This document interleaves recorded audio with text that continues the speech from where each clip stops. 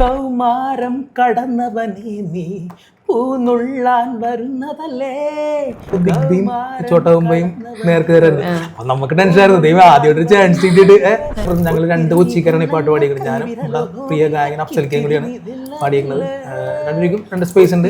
അപ്പോൾ അത് ഭയങ്കര സന്തോഷമാണ്. സിനിമയിലെ ഡയലോഗ്സ് വരെ അതിങ്ങനെ വെയിറ്റ് ചെയ്തിരിക്കാതെ ബിജു കൂടി തന്നെ ചേച്ചി വെള്ളം തീർന്നു അടിക്കുന്നോ ആ സാധനമൊക്കെ ഇല്ലേ. ഇപ്പൊ വൈബ് വേറെ വൈബല്ലേ പിള്ളേർക്ക്. ഇപ്പൊ പിള്ളേരൊക്കെ ഫ്രീഡമാണ്. അപ്പൊ ഫസ്റ്റ് ചെട്ടിക്കുളങ്ങര എന്ന് പറഞ്ഞാൽ ആ പാട്ടിൽ തന്നെ ലല്ലനെ കാണിക്കുമ്പോ തന്നെ പിള്ളേര് പോണേണ്.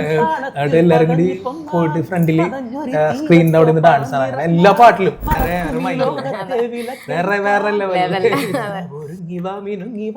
ഇന്നല്ലേ മേള മൊത്തം ഇതാണല്ലോ എല്ലാം. അപ്പൊ പിള്ളേര് എന്താന്ന് അടിച്ച് പോയി ഫ്രീക്ക് അടിച്ചേക്കാന്ന് പറഞ്ഞ് രാത്രിയാകുമ്പോ വൈകുന്നേരം പോലെ പോണ. അപ്പൊ കാണാത്ത ആൾക്കാരെ എത്രയും പെട്ടെന്ന് വേഗം പോയി കാണുക കേട്ടോ, അടിച്ചു വിളിക്കുക.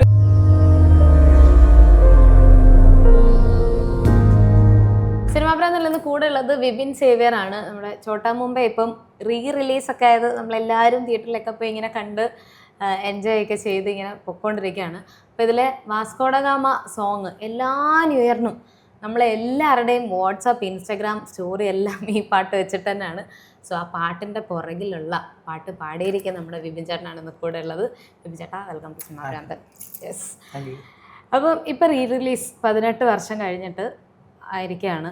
ഇപ്പം ഞങ്ങളെയൊക്കെ സംബന്ധിച്ച് തിയേറ്റർ എക്സ്പീരിയൻസ് കിട്ടുന്നത് അന്ന് കണ്ടിട്ടുണ്ട്, പക്ഷെ അന്ന് അങ്ങനെ എൻജോയ് ചെയ്യാനുള്ളൊരു അറിയില്ലായിരുന്നല്ലോ. ലാലേട്ടനെ കാണാൻ വേണ്ടി പോയിട്ടുണ്ട്. ഇപ്പോഴാണ് തിയേറ്ററിൽ ചെന്നിട്ട് ഇങ്ങനെ ഡാൻസും ബഹളവും ആ ഒരു ഫ്ലോയിൽ കാണാൻ പറ്റുന്നത്. അപ്പോൾ ഇപ്പോൾ റിലീസിങ്ങോടെ കഴിഞ്ഞപ്പം സിനിമയുടെ ഭാഗമായിട്ടുള്ള വിപിൻ ചേട്ടൻ എന്ത് തോന്നുന്നുണ്ട്? ശരിക്കും ഒരു 18 വർഷത്തെ ഒരു മെമ്മറിയാണ് എനിക്ക്. ഞാൻ 94-96 തൊട്ട് ഗാനമേളക്ക് സിംഗറായിരുന്നു. ഒരു 2000-ഓടെ 1-2 പടങ്ങളിലൊക്കെ ചെറുതൊക്കെ പാടിയിരുന്നു. ഫസ്റ്റ് ശംഭു എന്ന് പറഞ്ഞ ഒരു പടം പാടി ജാസീഫിൻ്റെ, അത് 2004 അങ്ങനെ. പിന്നെ തുമ്മനും മക്കളിലും അവസാനം പാടിയിട്ടുണ്ടായിരുന്നു. അതിന് 2007 ചോട്ടാമ്പോ സംഭവിക്കുന്നത്. അപ്പോൾ രാഹുൽ രാജ് പുള്ളിയാണ് മ്യൂസിക് ഡയറക്ടർ. പുള്ളിയോട് കമ്പോസിങ്ങിലൊക്കെ ഞാൻ ജസ്റ്റ് പാടാനൊക്കെ ഉണ്ടായിരുന്നു. അപ്പോൾ ഇങ്ങനെ പുള്ളിയുടെ അമൃത ചാനലിൻ്റെ കുറേ സാധനങ്ങളൊക്കെ ചെയ്തു. അപ്പോൾ അതിൻ്റെ 1-2 സാധനങ്ങളൊക്കെ എനിക്ക് തന്നിട്ടുണ്ടായിരുന്നു. അപ്പോൾ പറഞ്ഞ് എടാ ഒരു പടം വരുമ്പോൾ എന്തായാലും നീ അതിലുണ്ടാവും, എന്തെങ്കിലും നിനക്ക് പറ്റിയ വോയിസുള്ള സാധനം വരുമ്പോൾ വെയിറ്റ് ചെയ്യുന്നൊക്കെ പറഞ്ഞ്. അപ്പോൾ ആ ഒരു വലിയൊരു മെമ്മറിയാണ്. കാരണം നമ്മൾ സാധാരണ ഒരു പാട്ടുകാരുന്ന ഒരു പിന്നണി ഗായകനിലേക്ക് ഉയർത്തിയ ഒരു പാട്ടാണത് വാസ്കോഡ ഗാമ. പിന്നെ പ്രത്യേകിച്ച് എന്നെ സംബന്ധിച്ച് പറയുമ്പോൾ ഞാൻ ഒരു കൊച്ചിക്കാരനാണ്. തോമ്പടി മുണ്ടംവലി എന്ന സ്ഥലം. അപ്പോൾ നമ്മുടെ ഇപ്പോഴത്തെ ലൈഫാണ്, ഉത്തരവാദിത്വമൊന്നും ഇല്ല, അടിച്ചു പൊളിച്ച് അങ്ങനത്തെ ഒരു സംഭവം. ഇപ്പോൾ ഉത്തരവാദിത്വമൊക്കെ ആയിട്ടാ, ആ സമയത്തൊക്കെ നമുക്കൊന്നും നോക്കില്ല. അപ്പം അങ്ങനത്തെ ഒരു സംഭവം ഒരു പടത്തിൽ നമുക്ക് പ്രത്യേകിച്ച്. പിന്നെ ലാലേട്ടനെ പറ്റി പറയാൻ ആവശ്യമില്ല. നമ്മൾ ചെറുപ്പം പോലെ കാണുന്ന മുഖമാണ് അദ്ദേഹം. നമ്മുടെ പാട്ടിൽ എവിടെയൊക്കെ ലിപ്പിൽ അഭിനയിക്കുന്നു. അപ്പോൾ അത് ഭയങ്കര സംഭവമാണ്. പിന്നെ വേറെ ഞങ്ങൾ 2 കൊച്ചിക്കാരാണ് ഈ പാട്ട് പാടിയിരിക്കുന്നത്. ഞാനും നമ്മുടെ പ്രിയ ഗായകൻ അഫ്സൽക്കയും കൂടിയാണ് പാടിയിരിക്കുന്നത്. രണ്ടുപേർക്കും 2 സ്പേസ് ഉണ്ട്. അപ്പോൾ അത് ഭയങ്കര സന്തോഷമാണ്. ഞാനിപ്പം 3 പ്രാവശ്യം ഫസ്റ്റ് ഡേ കവിതയിൽ പോയി, പിന്നെ 1 പ്രാവശ്യം പിന്നെയും പോയി, പിന്നെ കഴിഞ്ഞ ദിവസം ഫാമിലി ആയിട്ട് പിള്ളേരൊക്കെ മക്കളൊക്കെ ഒരു TV-യിൽ മാത്രമേ കണ്ടുള്ളൂ. അപ്പോൾ പറഞ്ഞപ്പോൾ ഒരു അടിച്ചു പൊളിച്ച് കാണാൻ പറഞ്ഞാൽ പോയി. എല്ലാം ഭയങ്കര ഒരു രക്ഷയില്ല. ഇപ്പോൾ വേറെ വൈബല്ലേ പിള്ളേർക്ക്. ഇപ്പോൾ പിള്ളേരൊക്കെ ഫ്രീഡമാണ്. അപ്പോൾ ഫസ്റ്റ് ചെട്ടിക്കുളങ്ങര എന്ന് പറഞ്ഞാൽ ആ പാട്ടിൽ തന്നെ ലല്ലനെ കാണിക്കുമ്പോൾ തന്നെ പിള്ളേർ പോണേണ്. എന്നിട്ട് എല്ലാവരും കൂടി പോയിട്ട് ഫ്രണ്ടിൽ സ്ക്രീനിൻ്റെ അവിടെ നിന്ന് ഡാൻസ് ആണ്. അങ്ങനെ എല്ലാ പാട്ടിലും. പിന്നെ എനിക്ക് പ്രത്യേകം എല്ലാം ഇപ്പോൾ ചെട്ടിക്കുളങ്ങരയൊക്കെ എല്ലാവർക്കും അറിയാവുന്ന, പക്ഷേ ഇപ്പോഴത്തെ പിള്ളേരൊക്കെ ലിറിക്സ് അറിയാമെന്ന് എനിക്കറിയില്ല. പക്ഷേ എല്ലാം കറക്റ്റായിട്ട് അവർ കണ്ടാൽ 2 കാര്യം ഒപ്പം പാട്ടാണ്. ഞാൻ അന്തിച്ചു പോയി. പിന്നെ വാസ്കോഡ ഗാമ പിന്നെ എല്ലാവർക്കും അറിയാൻ പാട്ട്. അപ്പോൾ ഭയങ്കര സന്തോഷമായി. ലിറിക്സ് മാത്രമല്ല, സിനിമയിലെ ഡയലോഗ്സ് വരെ അതിങ്ങനെ വെയിറ്റ് ചെയ്തിരുന്നു അതിനു വേണ്ടി. ബിജു കൂടി തന്നെ ചേച്ചി വെള്ളം തീർന്നു അടിക്കുന്നോ ആ സാധനമൊക്കെ ഇല്ലേ. ഒട്ടുമിക്ക ഡയലോഗും. പിന്നെ നമ്മുടെ രാജംബിദേവ് ചേട്ടൻ്റെ, ഞാൻ ആ ഷൂട്ടിൻ്റെ ടൈമിൽ 1-2 ദിവസമൊക്കെ അവിടെ പോയിട്ടുണ്ടായിരുന്നു. നമ്മൾ വീടിൻ്റെ അടുത്ത് തന്നെയല്ലേ. അപ്പോൾ അങ്ങനെ പോയി എല്ലാവരെയൊക്കെ കണ്ടു. അൻവറൊക്കെ ഭയങ്കര ഇഷ്ടമാണ്. അപ്പോൾ അങ്ങനെ പിന്നെ എടുത്തു പറയേണ്ട കാര്യം എന്ന് പറഞ്ഞാൽ ലാലേട്ടനെ കാണിക്കുന്ന ഷോട്ടുണ്ട്. യാഹൂ അതിൻ്റെ വോയിസ് ഉണ്ട് ആ ഒരു സാധനം. ഓ അതായിരുന്നു. അത് എം ജി സാറാണ് മെയിൻ പാടിയേക്കുന്നത്. അപ്പോൾ ആ ഒരു യാഹൂ അങ്ങനെ ഫസ്റ്റ് പുള്ളിനെ കാണിക്കുന്ന ഷോട്ടിൽ അത് ഭയങ്കര സന്തോഷമാണ്. അപ്പോൾ അടിപൊളിയായിട്ട് പോകണം.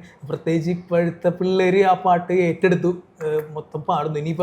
ഇപ്പോൾ ഞങ്ങളുടെ ഓഫ് സീസണാണ്. ഇനിയിപ്പോൾ ഓണത്തിനാണ് ഞങ്ങൾക്ക് ഇനി ലൈവിലേക്ക് നമ്മുടെ ലൈവ് തുടങ്ങുള്ളൂ. അപ്പോൾ ഈ പാട്ട് എന്തായാലും സെലിബ്രേറ്റ് ചെയ്യുന്ന ഒരു ഇതുണ്ട്. പിള്ളേർ കോളേജിലും എല്ലാത്തിലും അടിച്ചു പൊളിക്കും. ഉറപ്പായിട്ടും. പക്ഷേ എനിക്ക് ഈ സിനിമ ഇറങ്ങിയപ്പോഴത്തേക്ക് മനസ്സിലായതാ ഇപ്പോഴത്തെ പിള്ളേരെ എല്ലാവരും ഇങ്ങനെ പറയുന്നുണ്ടായിരുന്നു പഴയ സിനിമകളൊന്നും കാണത്തില്ല, അതൊന്നും അറിയില്ല എന്നൊക്കെ. പക്ഷെ ഇപ്പോൾ ചോട്ടാ മുമ്പ് ഇറങ്ങിയപ്പോൾ എല്ലാവർക്കും മനസ്സിലായില്ലേ ഇപ്പോഴത്തെ പിള്ളേർക്ക് അതിൽ ഓരോ ഡയലോഗും ഓരോ പാട്ടും കാണാപ്പാടാണ്. ഒന്നുമില്ല, അന്നുള്ളവർക്ക് അറിയുന്നതല്ല, അതിനേക്കാളും കൂടുതൽ ഇപ്പോഴത്തെ പിള്ളേർക്കാണ് പിള്ളേർ പൊളിയല്ലേ, വേറെ വേറെ മൈൻഡല്ലേ, വേറെ വേറെ ലെവൽ. അതെ, എനിക്ക് പാട്ട് ചേട്ടൻ തന്നെ പാടി ഒന്ന് കേട്ടാൽ കൊള്ളാമെന്നുണ്ട്.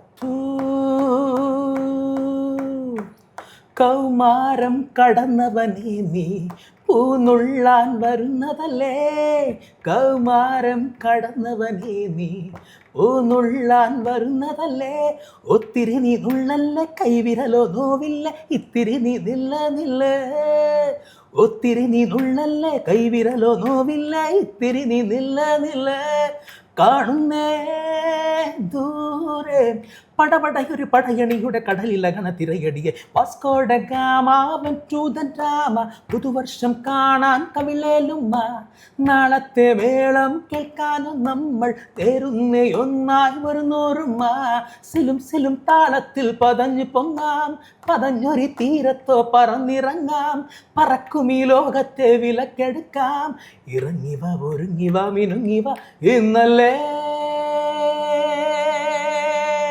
മേള.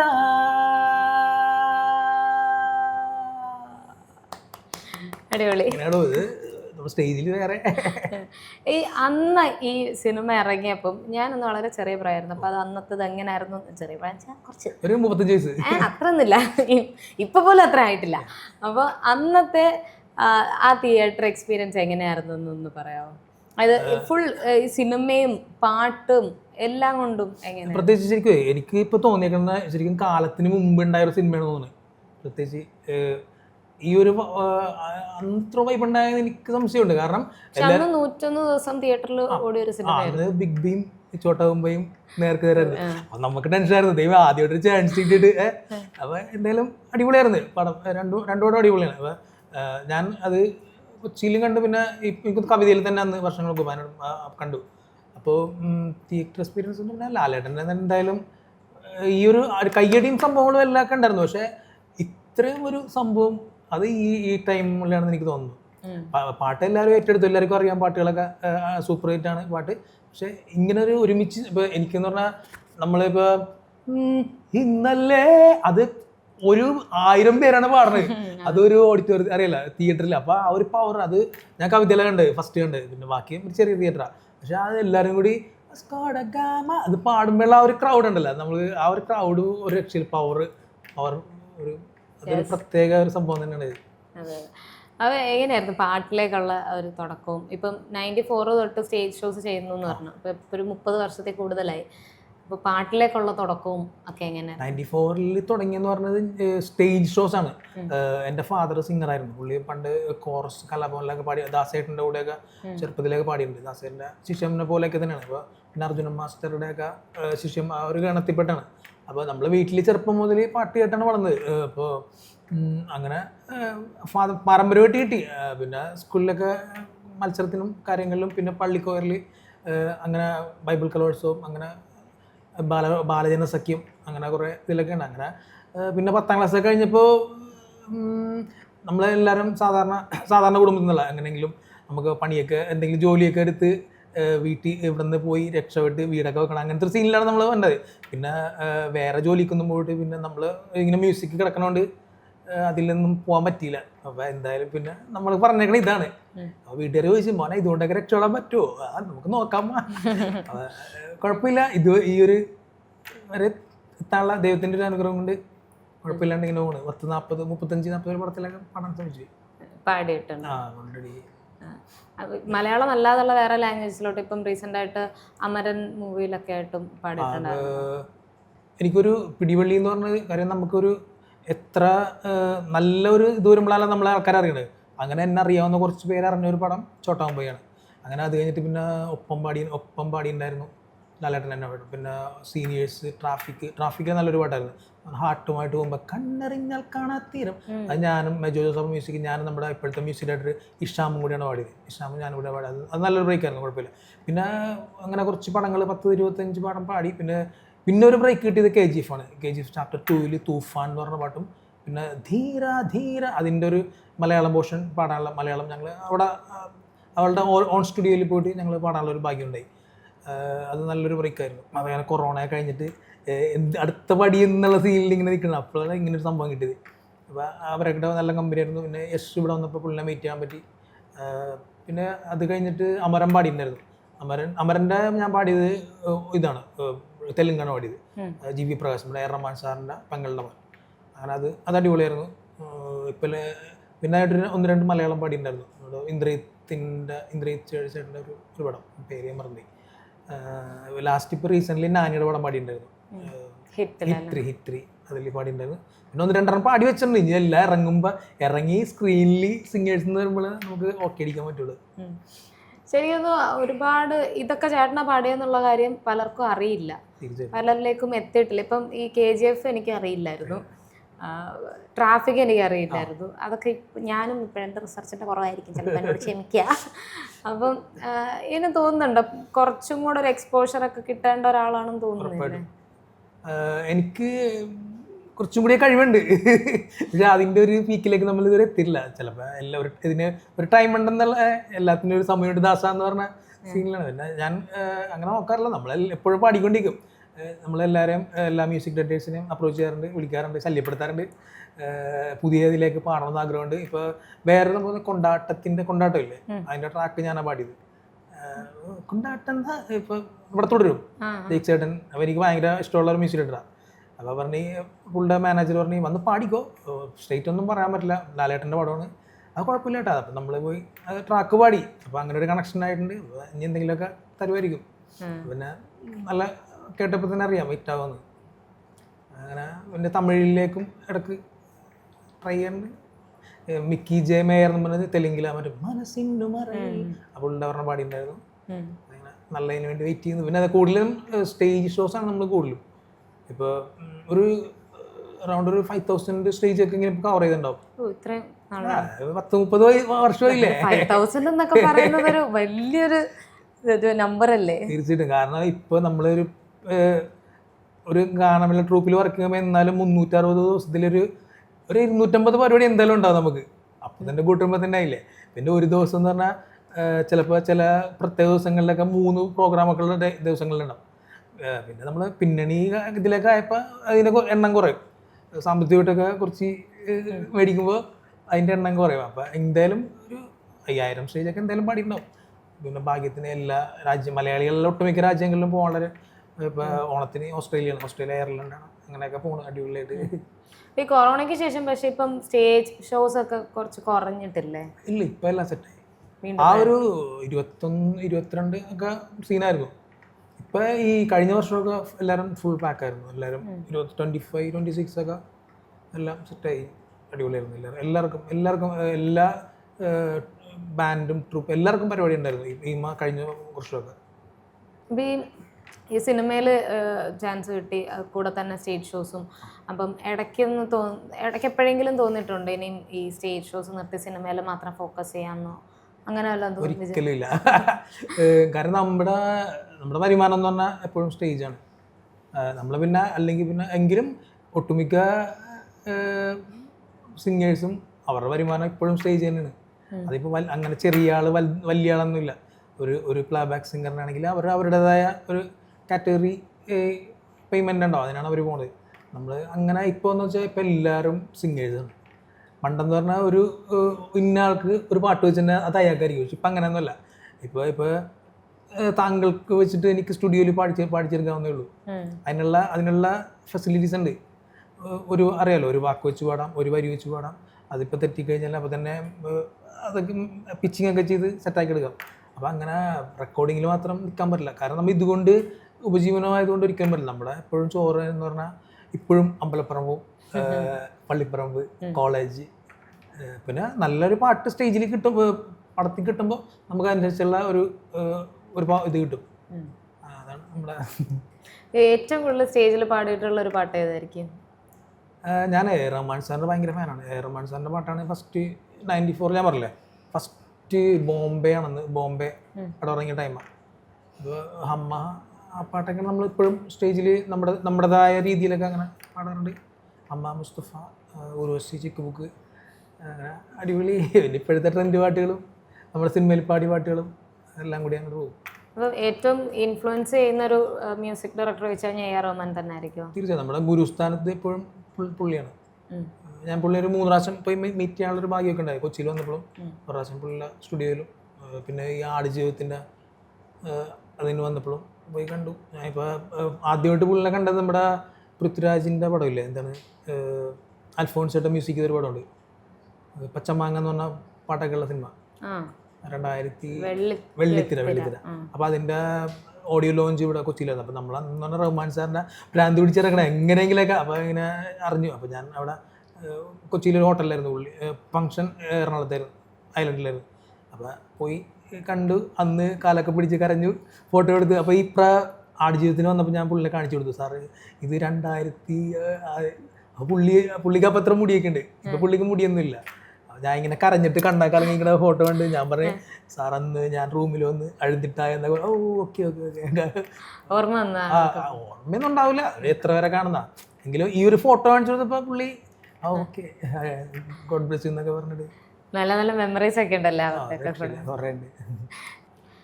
ഇപ്പൊ ഈ ഛോട്ടാ മുംബൈ വന്നതിന് ശേഷം ഇനി കരിയറിൽ ഒരു മാറ്റം വരും എന്ന് തോന്നുന്നുണ്ടോ? വീണ്ടും ഛോട്ടാ മുംബൈ ഇപ്പൊ അന്നെന്ന് പറഞ്ഞത് അന്നത്തെ തലമുറക്ക് എല്ലാവർക്കും ഈ പാട്ട് അറിയായിരുന്നു.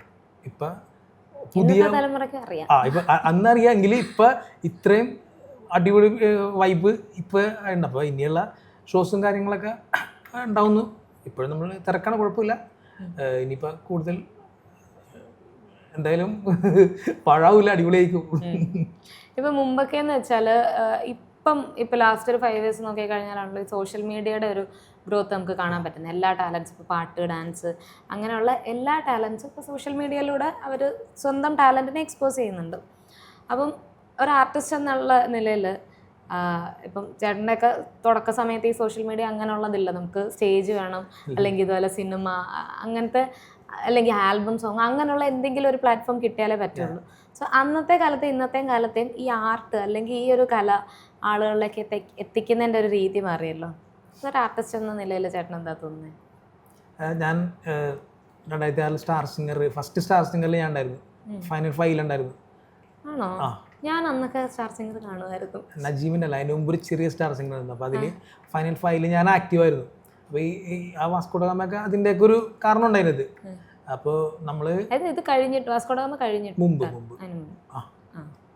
സ്റ്റാർ സിംഗറിൽ കഴിഞ്ഞിട്ടാണ് ആ ഒരു ടൈമായിരുന്നു. അപ്പോൾ അന്നെന്ന് പറഞ്ഞാൽ നമുക്കൊന്നെങ്കിൽ ചാനൽ ആകെ നമ്മുടെ മലയാളത്തിൽ 5 ചാനൽ അത്രേ ഉള്ളൂ. അപ്പോൾ അതിലെന്തെങ്കിലും പരിപാടി വരും, നമ്മുടെ മുഖം കാണും, അങ്ങനെയാണ് നമുക്ക് പ്രോഗ്രാമുകൾ വരുന്നത്. വേറെ സംഭവമൊന്നുമില്ല. ഇപ്പോൾ ഈ ഛോട്ടാ മുംബൈയൊക്കെ ഇറങ്ങുമ്പോൾ തന്നെ ഒന്നുമില്ല, യൂട്യൂബില്ല, വാട്സപ്പില്ല. മറ്റേ നമ്മുടെ കണ്ണവലി മോളിച്ച് പറഞ്ഞ പോലെ വാട്സപ്പില്ല, യൂട്യൂബില്ല, ഇൻസ്റ്റാഗ്രാം ഇല്ല. അപ്പോൾ ഇപ്പോൾ അതൊക്കെ ഓൾറെഡി ഇപ്പോൾ നമ്മുടെ വിരൽത്തുമ്പിൽ തന്നെ എല്ലാം ഉണ്ട്. നമുക്കിപ്പോൾ വീട്ടിൽ നിന്ന് എന്തോരം ആൾക്കാർ വീട്ടിൽ നിന്ന് പാടിയൊക്കെ വൈറലാണ്ട്.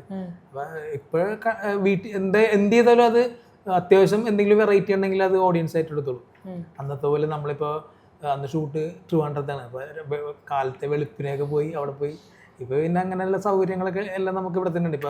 ഇപ്പോൾ റെക്കോർഡിംഗ് ആണെങ്കിലും ചില കൊറോണ ടൈമിലൊക്കെ ഞാൻ ഫോണിലൊക്കെ പാടിക്കൊടുത്ത് മിക്സ് ചെയ്ത പാട്ടൊക്കെ ഇറങ്ങിയിട്ടുണ്ട്, ചെറിയ ചെറിയ സമയം കളയാൻ വേണ്ടിയിട്ടൊക്കെ. സ്റ്റുഡിയോ പോകണമെന്നില്ല അങ്ങനെ സമയത്ത്. അപ്പോൾ നമുക്കിപ്പോൾ എല്ലാം മെയിനായിട്ട് ഓൺലൈനിലൂടെയാണ് എല്ലാം നടക്കുന്നത്. അപ്പോൾ അതിലോട്ട് ഇനിയും എനിക്ക് ചേട്ടൻ്റെ കുറച്ച് വീഡിയോസ് കുറവാണ്. ഞാൻ ഇൻസ്റ്റാഗ്രാം നോക്കിയപ്പോൾ അധികം ഒന്നും അങ്ങനെ ഇട്ടിട്ടില്ല, വളരെ കുറച്ച് മാത്രം ഇട്ടിട്ടുള്ളത് മടിയാണ്. അതെങ്ങനെയാണല്ലോ, നമ്മൾ creative people are always lazy എന്നാണല്ലോ, മടിയുള്ള കൂട്ടത്തിലാണല്ലോ. പിന്നെ ഉണ്ടോ അങ്ങനെ പാട്ട് പാടി സോഷ്യൽ മീഡിയ കുറച്ച് സ്ട്രോങ് ആയിട്ടുണ്ട് ഇപ്പോൾ? ഇനിയിപ്പോൾ 2-3 മാസം നമ്മൾ ഫ്രീ ആയിരിക്കും. അപ്പോൾ ആ സമയത്ത് പരമാവധി പാട്ടൊക്കെ പാടി എല്ലാവരിലേക്കും. ഇപ്പോൾ മുമ്പൊക്കെ ഈ സ്റ്റേജ് ഷോസ് ചെയ്യുമ്പം ഒരിടത്ത് ഷോ നടന്നിട്ട് അവിടെ നിന്നുള്ള അഭിപ്രായം വെച്ചിട്ട് അടുത്ത ഷോ അങ്ങനെ ആയിരുന്നു കണക്ട് ആകുന്നത്? ഇപ്പം നമ്മളിപ്പോൾ ദുബായി പോയിട്ടുണ്ടെങ്കിൽ അവിടെ കുറേ സ്പോൺസേഴ്സ് ഉണ്ടാവും. അപ്പോൾ നമ്മൾ അടിച്ചു പൊളിച്ച് കഴിയുമ്പോൾ ഇവിടെ സെക്കൻഡ് അടുത്ത പരിപാടിക്ക് വിളിച്ചിടാന്ന് പറയും.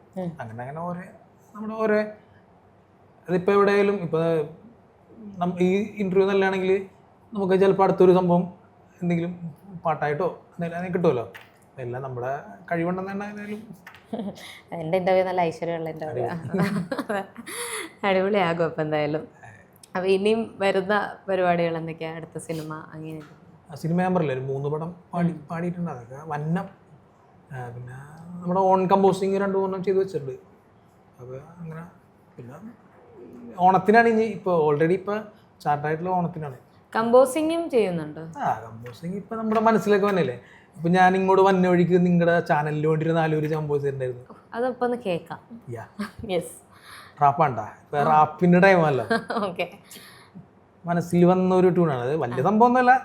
എൻ്റെ ഒരു കൂട്ടുകാരൻ അപ്പം തന്നെ എനിക്ക് നമ്മുടെ ഗോഡ്ബിൻ പറഞ്ഞ കൂട്ടുകാരനുണ്ട്, മസ്കറ്റിലാണ്. ഞാൻ ബ്രോ ഒരു 4 വരി ഞാൻ ഇങ്ങനെ സിനിമ പ്രാന്തം ചാനലിൽ പോകണം, അപ്പോൾ ഒന്ന് വേദന എഴുതിയപ്പോൾ പുള്ളി ഇപ്പം തന്നെ അയച്ചാൽ ഒരു റാപ്പ് വെറുതെ ഒരു സിനിമ പ്രാന്തൻ ഓൺലൈൻ ചാനൽ, സിനിമ പ്രാന്തൻ വൈറൽ ചാനൽ, വെറുതെ നടക്കണ മച്ചാന്മാരെ വൈറലാക്കുന്ന ചാനൽ, ആരുമറിയാത്ത ഫ്രീക്കന്മാരെ പൊക്കിയെടുക്കണ പ്രാന്തൻ, സിനിമ പ്രാന്തൻ, സിനിമ പ്രാന്തൻ. Let's go. അടിപൊളി. സാധ്യതയ്ക്ക് ഉണ്ടായിരുന്നു, സാധ്യതയ്ക്ക് ഇവിടെ കൊണ്ടുവന്ന് കേൾപ്പിക്കായിരുന്നല്ലേ. സാധ്യതയ്ക്ക് എന്തായാലും ഉണ്ടാവും. എനിക്കറിയാം, ഞങ്ങള് പണ്ട് പരിചയപ്പെട്ടിട്ടുണ്ട്. ഇപ്പം മെയിനായിട്ട് ഈ റാപ്പൊക്കെ നോക്കാറുണ്ടോ? ഇങ്ങനെ തീർച്ചയായിട്ടും എല്ലാ സ്റ്റൈലും നോക്കുന്ന ആളാണോ? പിന്നെ നമ്മളിപ്പോൾ ഒരു മ്യൂസിക് ഡയറക്ടർ നമ്മൾ വിളിക്കുമ്പോൾ ചിലപ്പോൾ അതൊക്കെ ഉണ്ടാവും. അപ്പോൾ നമ്മളെല്ലാം റാപ്പൊക്കെ നമുക്ക് ഇഷ്ടമല്ലേ. നമ്മൾ പണ്ടോട്ട് തന്നെ ഇപ്പോൾ പെട്ട റാപ്പൊക്കെ റഹ്മാൻ സാറൊക്കെ 94-ൽ 92-ലായിട്ട് ചെയ്താൽ അതൊക്കെ നമ്മൾ പാടാറുണ്ട്, സ്റ്റേജിൽ പാടാറുണ്ട്. പിന്നെ ഇപ്പോഴത്തെ ടീമിൻ്റെ വേടൻ അവരൊക്കെ എല്ലാം പാടാറുണ്ട്. വേടൻ്റെ സോങ്സും എല്ലാം കേൾക്കാറുണ്ട്. സ്റ്റേജിലൊക്കെ മറ്റേ കുതന്ത്രമൊക്കെ പാടാറുണ്ട്. ഈ ലിറിക്സ് എല്ലാം ഓർത്തിരിക്കാൻ ചെയ്യാറുണ്ടോ? അതോ ഒരു പഴയ പാട്ടുകളൊക്കെ എല്ലാം നമുക്ക് ഓൾറെഡി മനസ്സിൽ പതിഞ്ഞ പാട്ടുകളല്ലേ. ഇപ്പം പുതിയ പാട്ടൊക്കെ ഒരു 5-6 സ്റ്റേജ് കഴിയുമ്പോൾ സെറ്റാവും. നമുക്ക് ഇപ്പം ഞാനൊക്കെ മൊത്തം സ്റ്റേജിൽ അങ്ങനെ ഓടിയിടുന്ന പറഞ്ഞ ഓഡിയൻസിലേക്ക്. അപ്പം നമ്മൾ നോക്കി പാടിക്കഴിഞ്ഞാൽ ഒരു മൂഡ് ഉണ്ടാവില്ല. പരമാവധി ബൈഹാർട്ടാക്കി പാടുമ്പോൾ ഒരു വേറൊരു മൂഡായിരിക്കും പെർഫോം ചെയ്യുമ്പോൾ. മറ്റേന്ന് പറയുമ്പോൾ നമ്മൾ ഇങ്ങനെ ടാപ്പൊക്കെ നോക്കി പാടുമ്പോൾ ഒരു ചെറിയൊരു മിസ്സിങ് ഉണ്ടാവും. പരമാവധി എല്ലാം പഠിച്ചിട്ട് പാടാം. ഞാനിതുവരെ വിപിൻ ചേട്ടൻ്റെ ഒരു സ്റ്റേജ് ഷോ കണ്ടിട്ടില്ല, പക്ഷെ കാണണം എന്ന് എനിക്ക് നല്ല ആഗ്രഹമുണ്ട്. എറണാകുളം വരുമ്പോൾ അല്ലെങ്കിൽ പത്തനംതിട്ട വരുമ്പോൾ ഞാൻ ഉണ്ടായിരുന്നു. ദർബാർ ഗ്രൗണ്ടിലൊക്കെ ഉണ്ടായിരുന്നു. അവിടെ പത്തനംതിട്ട കോന്നിയിലൊക്കെ ഉണ്ടായിരുന്നു. ഞാൻ കോന്നി ഫെസ്റ്റിനൊക്കെ നമ്മൾ പെർഫോം ചെയ്തിട്ടുണ്ടായിരുന്നു. എൻ്റെ ഏരിയയിൽ അടുത്ത് എവിടെയെങ്കിലും വരാണെങ്കിൽ, കോന്നിയൊക്കെ എനിക്ക് ഭയങ്കര ദൂരമാണ്. എന്തായാലും അടുത്ത് ഏതെങ്കിലും ഒരു ഷോ പെട്ടെന്ന് തന്നെ എനിക്ക് കാണാൻ സംഭവിക്കട്ടെ. യെസ്, ഉറപ്പായിട്ടും. ഏതായാലും അടിപൊളി, ഓൾ ദി ബെസ്റ്റ്. അപ്പം എന്താ പറയുക, ചോട്ടാ മുംബൈ തന്നെയാണ് ഇപ്പം ഏറ്റവും വലിയ വിജയം. ഞാൻ ശരിക്കും എൻ്റെ ചോട്ടാ മുംബൈ സെക്കൻഡ് എക്സ്പീരിയൻസ് ആയിരുന്നു. എനിക്ക് ഞങ്ങൾ കോളേജിൽ പഠിച്ചപ്പം ഫിലിം ഫെസ്റ്റിവലിന് ചോട്ടാ മുംബൈ ഉണ്ട്. അപ്പം എനിക്ക് കോളേജ് എൻ്റെ ഗ്യാങ്ങിൻ്റെ കൂടെയും എൻജോയ് ചെയ്യാൻ പറ്റി. ഇപ്പോൾ തിയേറ്ററിൽ കാണാൻ പറ്റി. അപ്പം അതും ഇതും എന്താ പറയണേ, ഞങ്ങൾ ഇപ്പോഴത്തെ പിള്ളേർക്ക് ശരിക്കും പറഞ്ഞാൽ ഭയങ്കര ഒരു ഓളം തരുന്ന ഒരു ഇത് തന്നെയായിരുന്നു. എനിക്ക് തോന്നുന്നു ഇപ്പൊ ഓളം കിട്ടാൻ വേണ്ടി എല്ലാവരും വൈകുന്നേരം തിയേറ്ററിലേക്ക് പോകണം. ഇന്ന് തന്നെ നോക്കിയപ്പോഴും എല്ലാം ഹൗസ്ഫുള്ളാണ്, എവിടെയും ടിക്കറ്റും ഇല്ല. വനിതയാണേലും കവിതയാണേലും ഷെയണൈസും എല്ലാം ഹൗസ്ഫുള്ളാണ്. ഇൻസ്റ്റോ നോക്കുമ്പോൾ മൊത്തം ഇതാണല്ലോ എല്ലാം. അപ്പൊ പിള്ളേര് എന്നാന്ന് അടിച്ച് പോയി ഫ്രീ അടിച്ചേക്കെന്ന് പറഞ്ഞ് രാത്രിയാകുമ്പോൾ വൈകുന്നേരം എല്ലാവരും പോകണം. അപ്പൊ കാണാത്ത ആൾക്കാർ എത്രയും പെട്ടെന്ന് വേഗം പോയി കാണുക കേട്ടോ, അടിച്ചു വിളിക്കുക. പിള്ളേര് മാത്രല്ല, ഞാൻ പോയപ്പം എന്റെ ബാക്കിൽ കുറച്ച് അമ്മമാരൊക്കെ ഞാൻ കൊച്ചിയിൽ പോയപ്പോ നമ്മളെ പരിചയമുള്ള കുറെ ചേച്ചിമാരെ കണ്ടേ. അവര് വാസ്കോട എടാ നിന്റെ പാട്ട് ഞങ്ങൾ താരക്കാൻ വന്നത് അവരെ അടിച്ചു വിളിക്കുക. ഞാൻ തന്നെ കിടങ്ങി പോയത് എന്ത് സംഭവിച്ചത് എനിക്കറിയാം. ഇപ്പം എന്തായാലും അടിപൊളി. ഇപ്പം ഓൾറെഡി ഞാൻ ഇനിയും ഒന്നും പറയേണ്ട ആവശ്യമില്ല, ഓൾറെഡി ഒരു എസ്റ്റാബ്ലിഷ്ഡ് സിംഗറാണ്. ഇനിയും വലിയ വലിയ ഉയരങ്ങളിലേക്ക് തന്നെ എത്തട്ടെ എന്ന് ഞാൻ ആശംസിക്കുന്നു. താങ്കളും ഇനിയും വെച്ചിട്ട് കേട്ടോണ്ടാട്ടെ. Thank you. എന്തായാലും അടിപൊളി. എനിക്ക് പാട്ട്, ഞങ്ങൾക്ക് വേണ്ടിയുള്ള റാപ്പും എനിക്ക് ഭയങ്കരമായിട്ട് ഇഷ്ടപ്പെട്ടു. ഞങ്ങളിത് പെട്ടെന്ന് തന്നെ എന്തായാലും റീലൊക്കെ ഇട്ട് എല്ലാവരും അറിയിക്കുന്നത്. അപ്പോൾ താങ്ക് യു സോ മച്ച് ചേട്ടാ. ഓക്കെ, സന്തോഷം.